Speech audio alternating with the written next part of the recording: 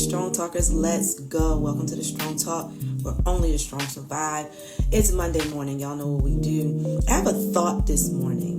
A word came to me, and the word was oblivious, right? So I'm like, what in the world does this mean? So I looked it up, of course. So oblivious means not being aware or concerned with what is happening around you. Oblivious, not being aware or concerned about what is happening around you. So this thought came to me and I said, you know what? God, what are you saying? Talk about this morning. Okay, so I had a situation last week, right? On my job, and I can truly say that I was totally unaware, and I don't know why. With everything that's going on, people losing their jobs, especially those in the government. I even seen people around me. I had a neighbor. I was getting the mail, came to me and was telling me what was going on. And she's a nurse, what was going on where she works at. And, I'm listening to her. I'm saying, oh my goodness, so much things are going on. But for some reason, it just didn't sink in. I spoke about it on Sunday. I was in the situation, but I was unaware because it had not touched my home in particular, right?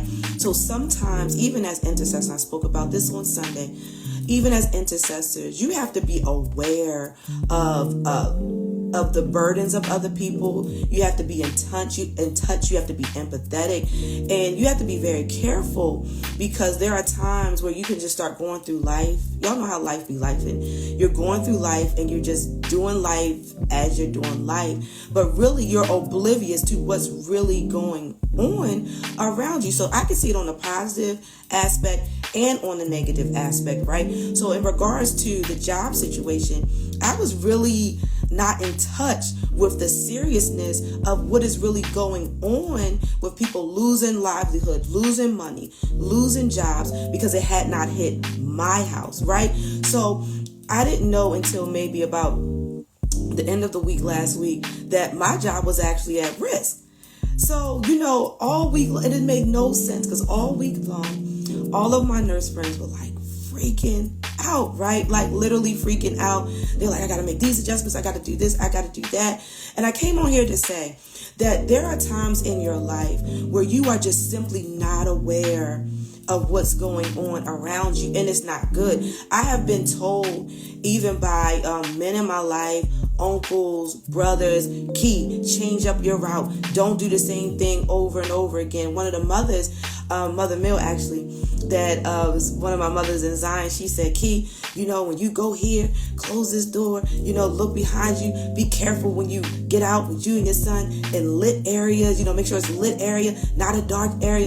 And the sad commentary is that during this time of dispensation, many of us, even as intercessors, those who are in the household of faith, those who say they love their neighbor, are so consumed that they're really oblivious to the needs of other people. And yes, we do want to care about ourselves, but when you don't have a sensitivity or a burden, and this is what has happened, because the word of God says that men will be lovers of themselves more than God, meaning that I'm so self-absorbed, so self-consumed that I am not sensitive. My eyes are not open. I'm walking around and I'm asleep. And during this time, many of us are walking around sleep. Literally sleep, have no full understanding of the seriousness of this time. Now, not to a place where we need to be in a state of fear. You understand what I'm saying? Hey, y'all, not that we should be in a state of fear, but we should be aware. We should be prayerful. We should be trusting in God, but we should still not walk around like it's not happening. We're aware that it's happening, and that awareness of what's happening teaches us and instructs us on how to pray. I get so worried about people who need a miracle, right? Some people need a miracle in their life.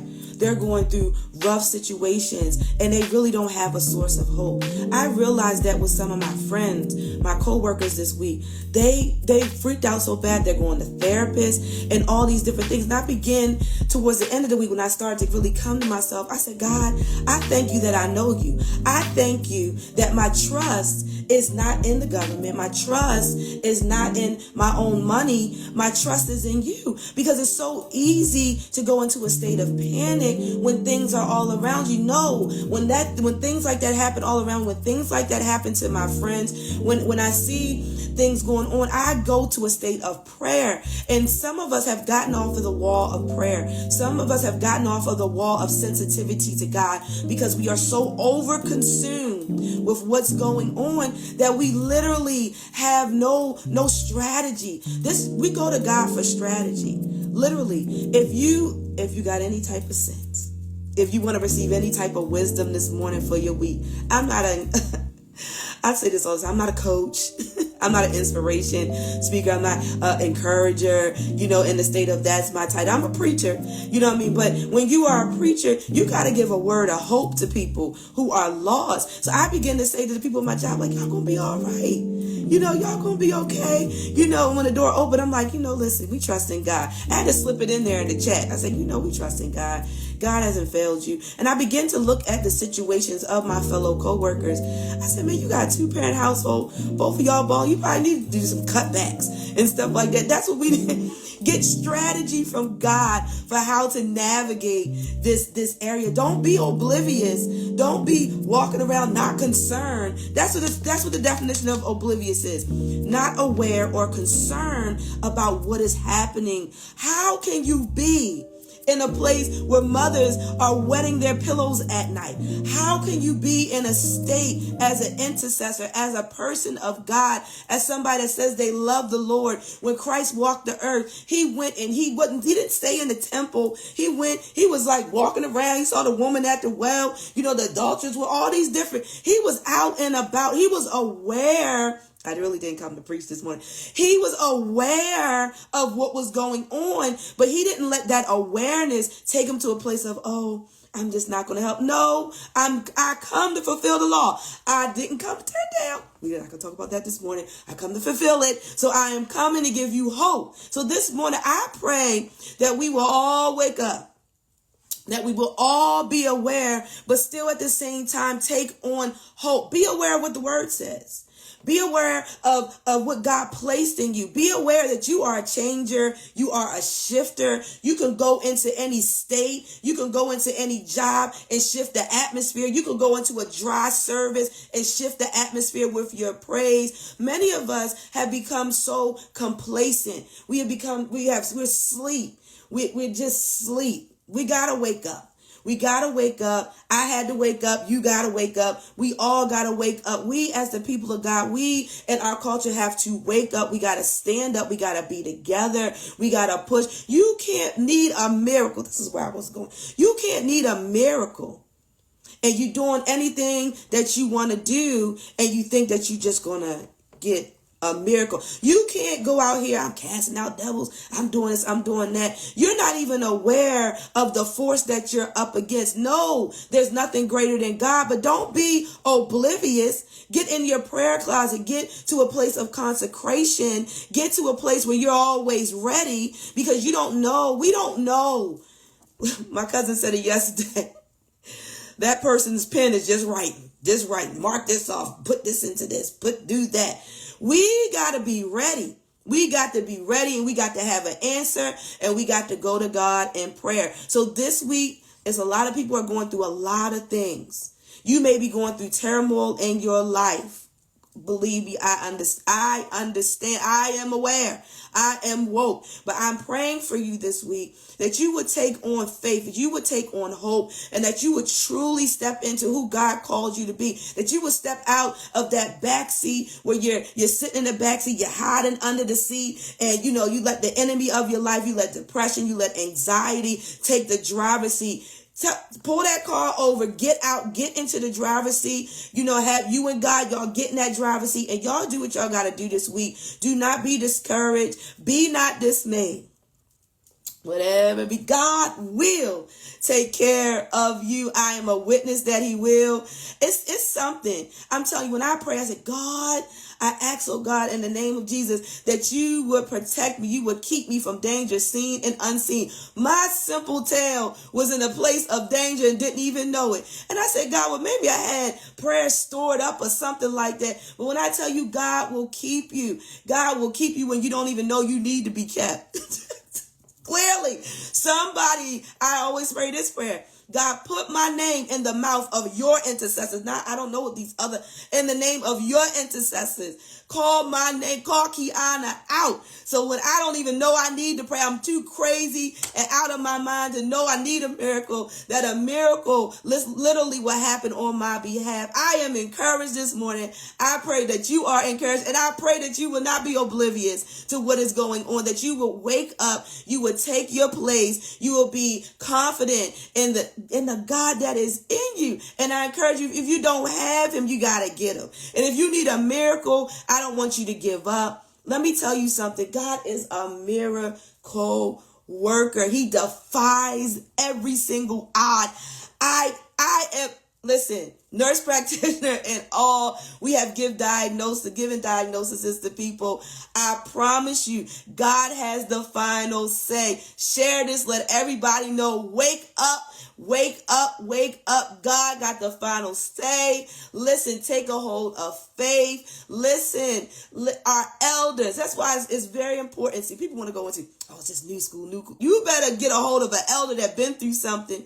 My 99-year-old grandma is still standing, and she's been through I always ask her, Grandma, how did you do this? They've been through famine. They've been through slavery, even in our, so many things have happened, and I don't know how. I do know how. It was God, but we're still here. We're still standing. We didn't lose it. They took my auntie. One of my aunties had 24 children. She took. I don't know how she took care of that. I'm just trying to take care of one.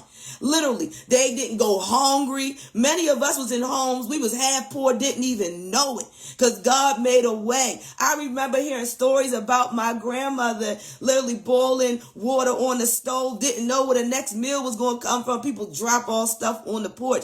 Y'all better take a hold of faith and wake up. Come out of that oblivious state. Be aware of your surroundings, but take on hope. You hear me what I say? Look, I sound like girl. You hear me what I say? Take on hope. Believe again.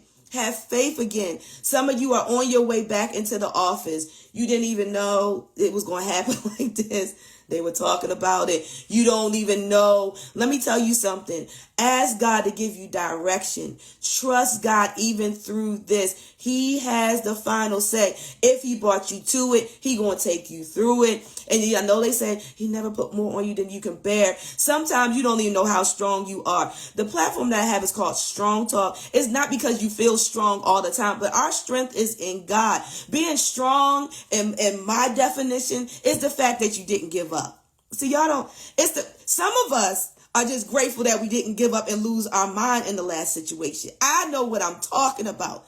You should have lost your mind, been in a psych ward, in a straitjacket, literally. But God kept your mind. He kept your life. And I'm telling you, this week, I've come on here as a friendly reminder that God is a keeper.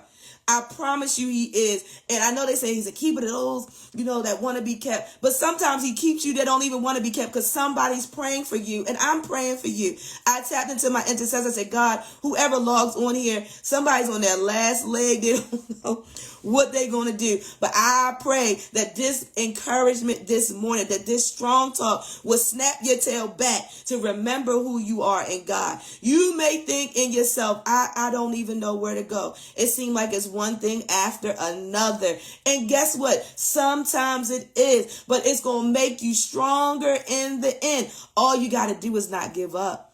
If I was in church, I'd say, turn to your neighbor and say, don't give up.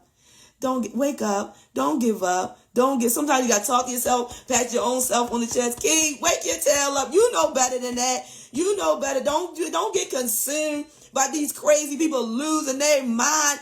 I'm not going to lose my mind. I'm not going to lose my house. I'm not going to lose no income. God, you did it before. You're going to do it again. I remember the things you brought me over before. When I thought I was going, I just had a flashback. I promise you. I literally just had a flashback when